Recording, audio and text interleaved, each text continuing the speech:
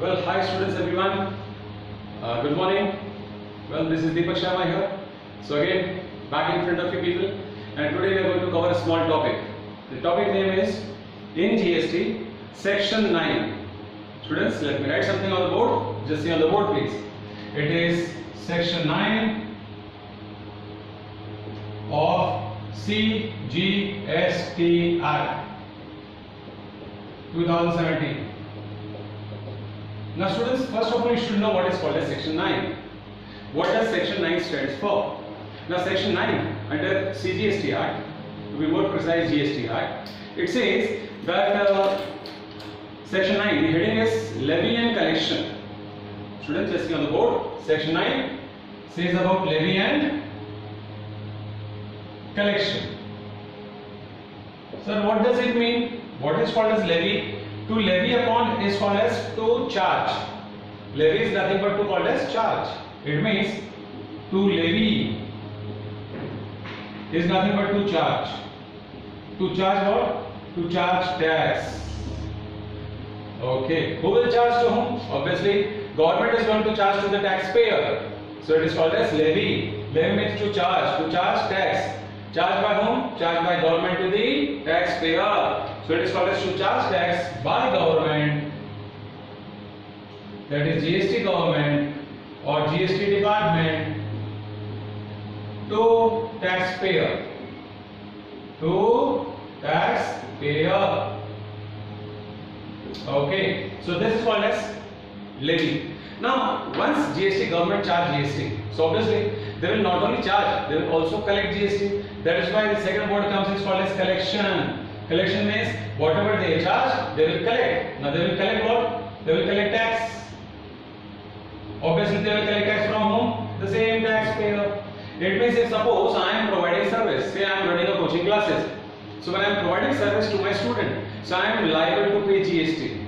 Right? On this service provided, on this service rendered to my student. So for example, one of the student approached me, sir, I want to learn tax from you. Okay, so I said that, sir, I will charge you fees of rupees 100. Okay, now this fees is my consideration. This fees is my income. And once I charge fees, GST department comes into picture. And GST government clearly says, sir, you are earning so much, right? Itna kamate ho, thoda humko bhi do. It means what? When you are earning something, you are supposed to pay tax on such earning. So suppose I charge 100 rupees fees to my student, GST department comes into picture and GST department says, sir, you will be charged on whatever you charge. So what is the fees I am charging to my student? My student is my client. I am charging is 100. On that 100, I am liable to pay GST to government.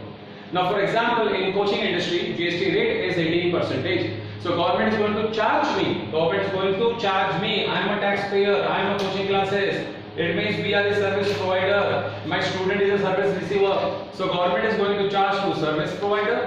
Service provider is going to charge to the receiver. Will collect from the receiver and will deposit to the government. It means what? Here levy is called as to charge. Government is going to charge 18% GST on my fees of 100. Say 100 into 18% comes to 18 rupees. So government is going to charge me 18 rupees. Will collect from me 18 rupees. But whatever government is going to collect, definitely I will not pay out of my pocket. Is it true? Indirect tax rule. Tax levied on one, burden shifted on another. So it means tax levied. Levied is called as charge on coaching classes.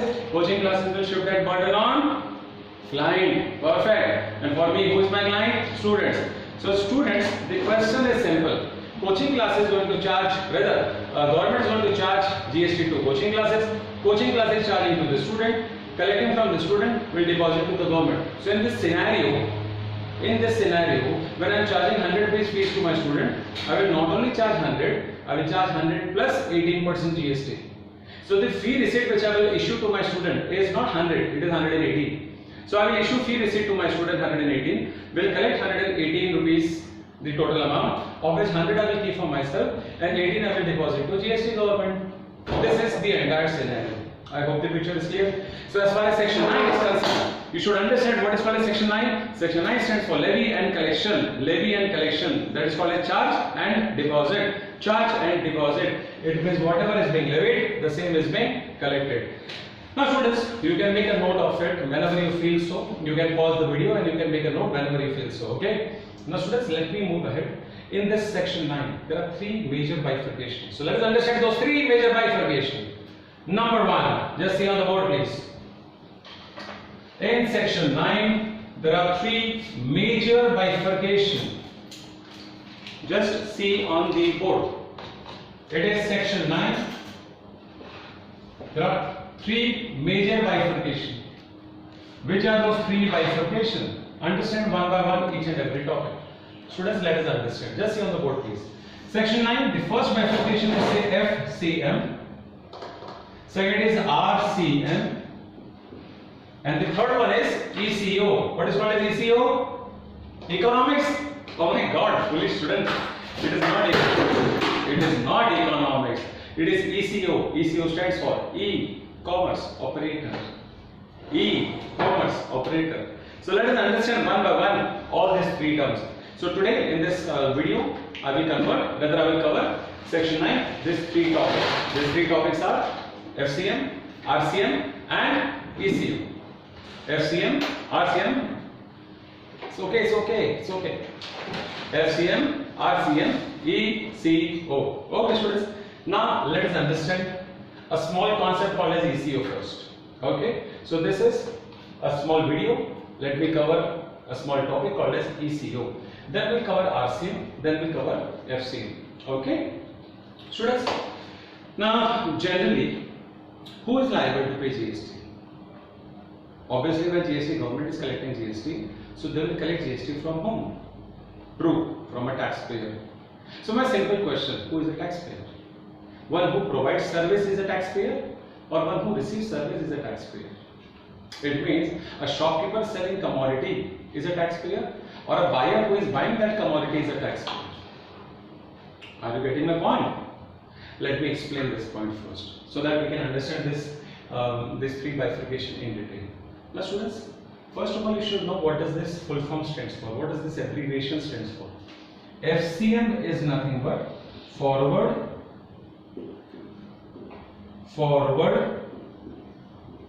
charge mechanism. What is called as mechanism? Rule. So it's called as forward charge mechanism. Mechanism is nothing but, it is also called as rule. Similarly, there is another concept called as RCM. What is RCM? One is forward charge. So forward is exactly opposite. It is exactly opposite. It is called as reverse charge. The full form is reverse charge mechanism. One is forward charge mechanism. One is reverse charge mechanism. Students, 99% chances or 99% transactions in the market are covered under forward charge. 1% chances are the transactions covered under reverse charge. Okay, so 99% gone, 1% gone, totally 100 gone. So what about this third point? Now this third point I will say, technically speaking, I will say if 99% chances are forward charge, then out of that 1%, 0.99% is reverse charge, and then hardly 0.01% which is being left out are the topics which are covered under ECO. Are the people in the market who are not forward charge people, not reverse charge people, who are neither covered under FCM nor covered under RCM, they are covered under ECO concept. Now what is ECO? The full form of ECO is E-commerce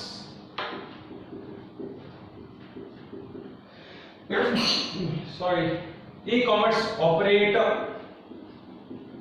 E-commerce operator, to be more precise, E stands for electronic commerce operator. It means the people out there in the market who are using digital form, who are using this social media form, who are using this applications, these apps which are there downloaded in your smartphones, Android phone. Now students, these people who are there in the market, who are running business through online, for example, Ola, for example, Oyo Rooms, for example, Trivago, for example, Amazon, Prime, there's Netflix, etc., right? We have so many websites in the market. All these people are doing online business, they are doing B2C business, they are doing B2B business, right? All these people are called as online business industry. Either they are selling goods or they are selling services. Urban Clap giving services, Amazon giving goods. It means when they are supplying goods via the means of electronic means, it is called as electronic, that is called as digital means, those are called as e-commerce operator. And that is the third part, the last part. So one is forward charge, one is reverse charge, one is ECO. So in section 9 we have three bifurcation. The first bifurcation is FCM. 99% chances in the market are covered under, or 99% transactions covered in the market are forward charge. Of this remaining 1%, I will say 0.99% is under reverse charge, and hardly 0.01% are the such transactions where it is covered under neither forward charge nor reverse charge. It is ECO. Now students, if suppose someone asks me, sir, though I have understood what is the full form of FCM, it is forward charge mechanism, but sir, I have not understood what is forward charge. Okay. So students, when I started with my video, I discussed one small example. When a student approached to coaching classes, suppose he approached to Deepak sir, I want to learn accounts from you. Okay. I want to learn tax from you. Okay. Then Deepak sir is not going to teach him for free, right? Or that student for free. So Deepak sir quote a fees, say X amount of fees, say I quote 100 rupees fees. So when I am quoting 100 rupees fees, student agree to pay that 100 rupees, and student says, okay sir, I am ready to learn from you. Your fees is rupees 100 and he gave you rupees 100. My question arises, when I am into education industry and I am providing service, so he is a service receiver, I am a service provider. It means we had a relation. What relation? It is not sir-student, it is a relation of service provider, service receiver, where one person is going to provide service of education to another person called as service receiver, student. Now service provider, when provides service to service student, it is not providing for free, it is charging something called as consideration, something in return. So in this case, when something is being charged, GST department comes into picture. Sir, itna kamate ho, thoda humko bhi do. It means what? When you are earning so much, sir, give us something. Though my amount is only X, though my amount is only 100, but government says, sir, on that X, Y rate will be applicable. On that 100, our GST rate 18% will be applicable.